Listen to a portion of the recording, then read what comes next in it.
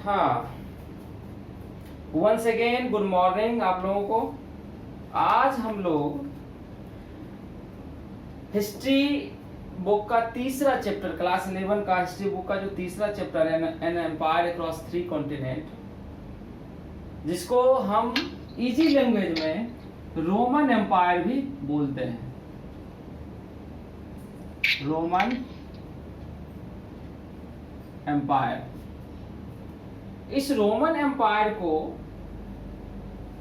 समझने के लिए हमने पहला जो वीडियो है, जो पहला क्लास है, उसमें हमने डिस्कशन किया था कि इसका मीनिंग क्या है, कैसे 3 कॉन्टिनेंट में फैला हुआ था, इसलिए अक्रॉस 3 कॉन्टिनेंट। दूसरा, हमने इसके सोर्सेस के बारे में चर्चा की, और तीसरा हमने मेडिटेरियन सी जो है वो किस तरह से लाइफ लाइन के जैसा था रोमन एम्पायर के लिए, उसके बारे में डिस्कस किया।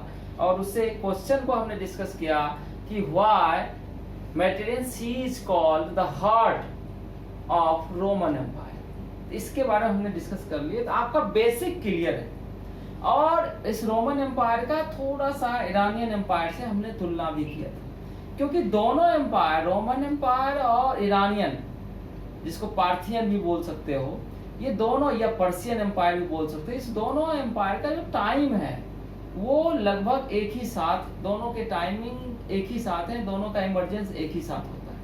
इसीलिए दोनों का जब हम पढ़ते हैं तो दोनों को तुलना करते हुए पढ़ते हैं, तो थोड़ा सा अंडरस्टैंडिंग और डिफरेंशिएशन जो है अन्य एम्पायर से, इसका क्या, उससे how it is different from the other empire of the world, तो इसको भी समझने में थोड़ी सी हमें सहायता मिलती है। चलो आज स्टार्ट करते हैं अर्ली एम्पायर। जो ही हम बात करते हैं अर्ली एम्पायर का, तो ही एक कॉन्सेप्ट इमर्ज होता है लेट एम्पायर।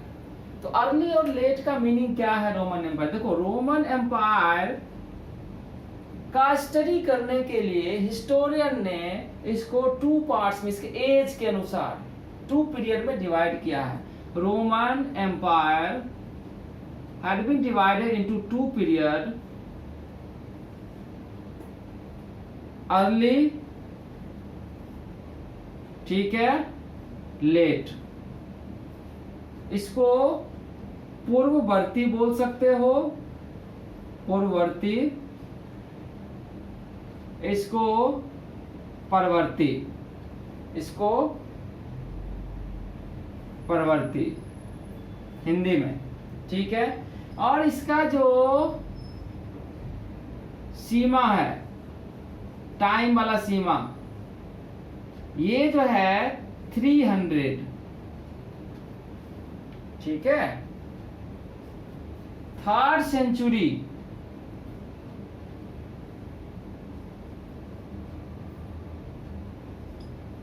अब 3rd सेंचुरी की जब बात हम करेंगे तो 3rd सेंचुरी कब तक कहलाता है, ये चीजें आपको याद रखना। देखो, 1st सेंचुरी की जब बात करेंगे तो 1st सेंचुरी मतलब 1 से 1 to 100 सी, क्रिश्चियन ईरा, ये कहलाएगा 1st सेंचुरी। 2nd सेंचुरी की बात करेंगे तो 100 to 200 सी, ये कहलाएगा 2nd सेंचुरी। 3rd सेंचुरी की जब बात हम करेंगे तो ऑटोमेटिक 200 to 300 सी, यहां भी सी सब में लगा दो, ये भी सीई की बात कर रहे हैं, मैं बीसीई की बात नहीं कर रहे हैं, सीई। तो इस तरह से 100 वर्षों का जो एज है, ये सेंचुरी कहलाता है। तो 3rd सेंचुरी का टाइम जो है, जो हिस्टोरियन ने डिवाइड किया, उन्होंने ये डिवाइड किया 300 सी तक का जो काल है रोमन एम्पायर का, वो काल वहां तक कहलाएगा परवर्ती काल, और उसके बाद का काल कहलाएगा उत्तरवर्ती। इसको पूर्ववर्ती, इसको उत्तरवर्ती या परवर्ती, इसको अर्ली, इसको लेट, ठीक है। ये आपने समझ लिया। अब हम बात करते हैं, जब पूर्ववर्ती की बात करते हैं तो पूर्ववर्ती काल में भी 2 चीजें आती हैं। एक आता है age of republic, age of republic, इसको डेमोक्रेटिक बोल सकते हो, डेमोक्रेसी। कुछ हद तक डेमोक्रेसी एग्जैक्ट नहीं है, रिपब्लिक डेमोक्रेसी थोड़ा सा डिफरेंस है। दूसरा आता है मोनार्की, अब समझो, जब हम एज ऑफ रिपब्लिक बोलते हैं तो यहाँ पे जो सीनेट है, जब एज ऑफ रिपब्लिक की बात करते हैं तो वहां पे सीनेट सबसे ज्यादा इंपॉर्टेंट हो जाता है। और सीनेट क्या होता है इसको समझाने के लिए मैं समझा रहा हूं, बुक में इसकी चर्चा नहीं है, तो इसको समझो। सीनेट जो है वो ये है, ये ग्रुप ऑफ रिच पीपुल है ऑफ सोसाइटी, ठीक है। ये ग्रुप ऑफ रिच पीपुल है, ये जो है वन काइंड ऑफ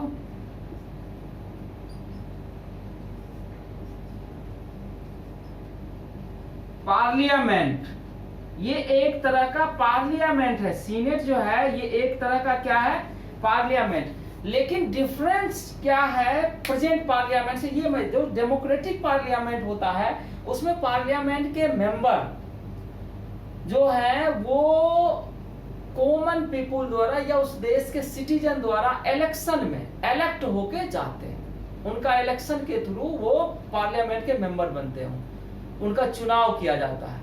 लेकिन जब हम बात रोमन एम्पायर के रिपब्लिक एज की करेंगे तो वहां पे ये जो सीनेट के मेंबर हैं इसको इलेक्शन के थ्रू इलेक्ट नहीं किया जा रहा, बल्कि जो समाज में खास करके रोम में और इटली के जो रईस वर्ग हैं, जो अमीर वर्ग हैं, जो सम्मानित लोग हैं, वही लोग क्या करते हैं, इस सीनेट के मेंबर होते हैं। ठीक है। अब ये 200-400 जितने भी लोग हैं ये क्या करेंगे, रोम में बैठेंगे सीनेट में और उसमें रोमन एम्पायर के रूल के लिए नियम बनाएंगे, कानून बनाएंगे, सारे निर्णय यही लेंगे। ठीक है। अब ये क्या करेंगे, ये जो है सीनेट ही अपॉइंट करता है, appointed the head of army. देखो ये सीनेट मेंबर जो है, ये सीनेट मेंबर आर्मी का काम नहीं करेंगे, ये डिसीजन मेकर्स हैं, ये बॉस हैं, और ये अकेला इसमें कोई नहीं है। इटली का जो अमीर आदमी है, बहुत अमीर, रिच पर अमीर मतलब 5000 अमीर लोग हैं तो 5000 इसके मेंबर नहीं बनेंगे।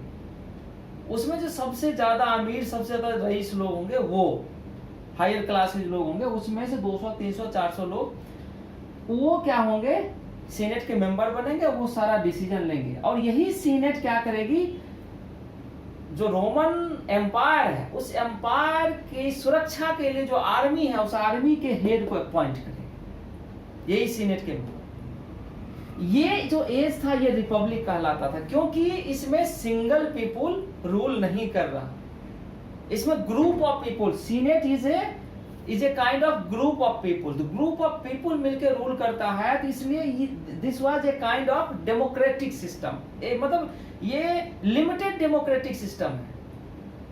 ठीक है। जो रूल करने में समाज के अमीर वर्ग रूल कर रहे हैं, लेकिन एक आदमी नहीं कर रहा है, तो लिमिटेड डेमोक्रेटिक सिस्टम कहलाएगा या रिपब्लिक कहलाएगा। ये एज जो है, और दूसरा जो है मोनार्की का एज आता है, ये ऑगस्टस का एज है। ऑगस्टस जो है ये 2700 BCE, ये जो टाइम है यहां से मोनार्की स्टार्ट होता है। तो आपको समझना है 27 BCE के पहले और 27 BCE के बाद। ठीक है। और 27 BCE के पहले भी एक है जूलियस सीजर। जूलियस सीजर जो है उसके टाइम को भी समझेंगे। चलो ये रिपब्लिक आपने समझ लिया, सीनेट क्या था ये आपने समझ लिया। अब आगे हम समझने की कोशिश करते हैं। हमारा जो टॉपिक आज का है, आज में ये लेट नहीं है, इसको हमको नहीं पढ़ना, ये याद रखना। हमको क्या पढ़ना है, 300 से पहले की बात पढ़ना है। अब देखो 300 से पहले की बात हमने शुरू कर दिया। इसमें जो है सबसे पहले बात करते हैं ऑगस्टस की। ये अगस्टस कौन था? इसको बोला जाता है फर्स्ट इंपेरर ऑफ रोमन एम्पायर। ठीक है, इंपेरर बोला जाता है। लेकिन अगस्टस खुद को क्या बोलता था वो सुनो, वो प्रिंसिपेट बोलता था, प्रिंसिपेट, खुद को प्रिंसिपेट बोलता। प्रिंसिपेट का मीनिंग पूछता क्वेश्चन, प्रिंसिपेट का मीनिंग होता है, लिख लो, लीडिंग सिटीजन।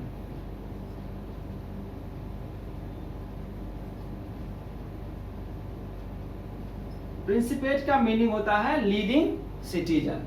ये भी समझ लिया आपने। हिंदी में इसको बोलते हैं प्रमुख नागरिक। अच्छा, खुद को क्यों हुआ इन्होंने खुद को प्रिंसिपेट क्यों बोला, खुद को इन्होंने इंपेरर क्यों नहीं बोला, जबकि इंपेरर जैसा था ये।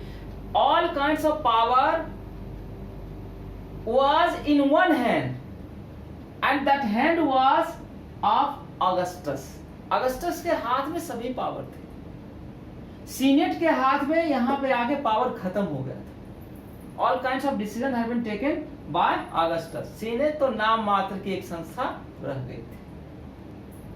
तो खुद को इन्होंने इंपेरर क्यों नहीं कहा, इन्होंने खुद को प्रिंसिपेट क्यों कहा? इसके पीछे रीजन ये था कि ये किसी भी तरह का रिवोल्ट नहीं चाहता था। पावर तो एंजॉय कर ही रहा था, तो खुद को इन्होंने प्रथम नागरिक के रूप में घोषित किया, ताकि जो सीनेट है, सीनेट के सम्मान को धक्का ना लगे। एक तो सीनेट का पावर आपने सीज कर ही लिया, लेकिन पावर सीज करने के बाद जरूरी नहीं है कि आप खुद को सीनेट से ऊपर कहो।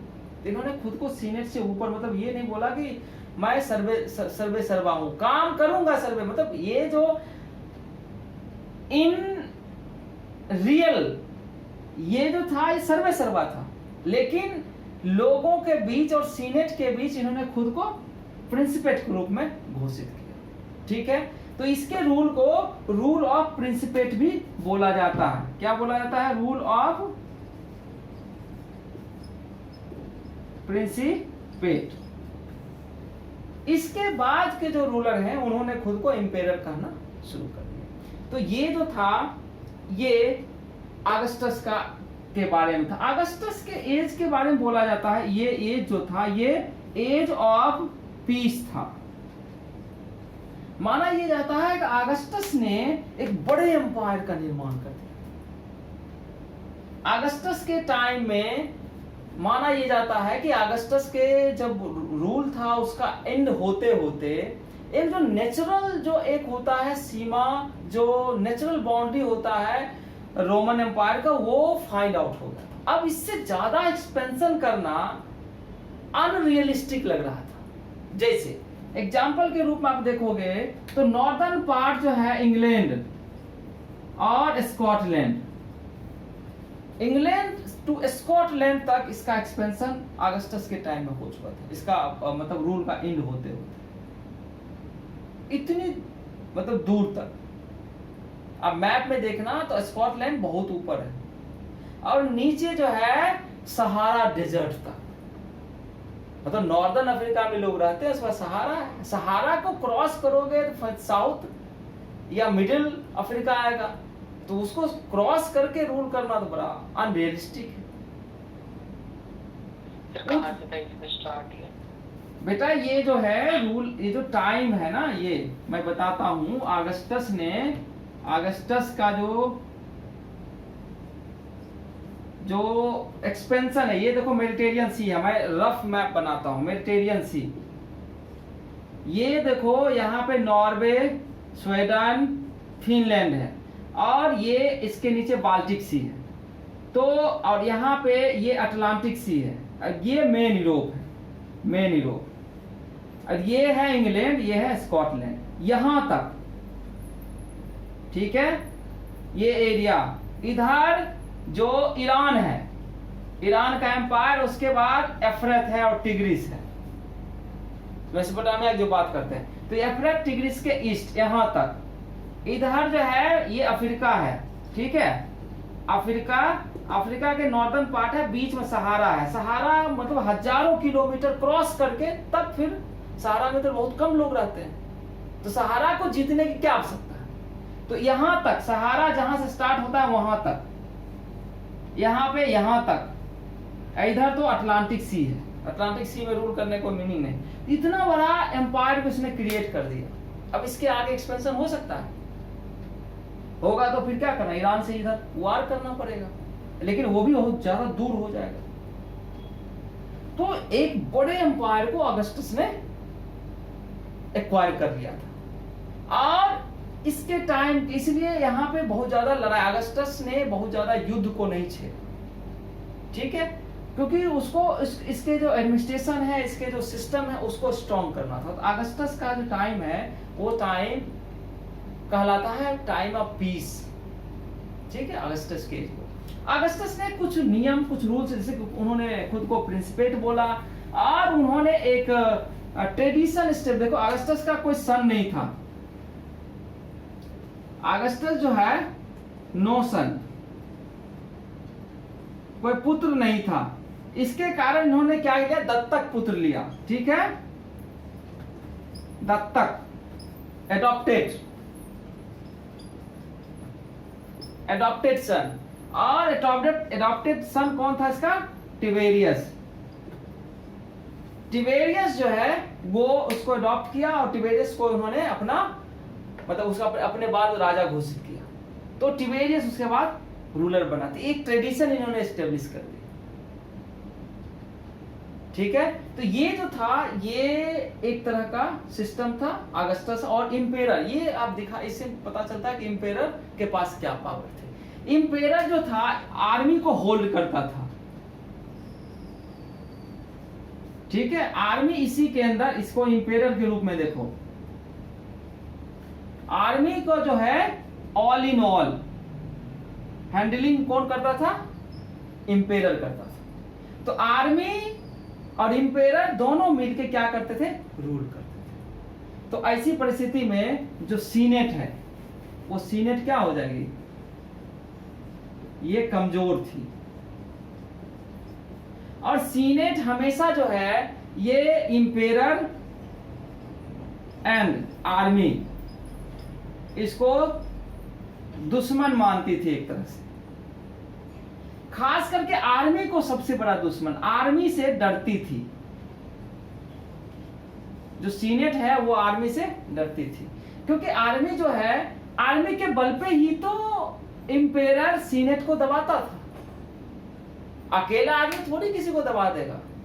और ये सीनेट के मेंबर, ये तो अमीर लोग हुआ करते, इनकी भी अपनी छोटी छोटी आर्मी रहती है, इसको दबाने के लिए विशाल आर्मी चाहिए।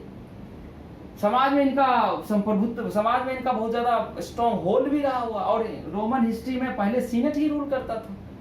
तो ऐसी परिस्थिति में इसको कमजोर करने के लिए आर्मी की सहायता की आवश्यकता थी।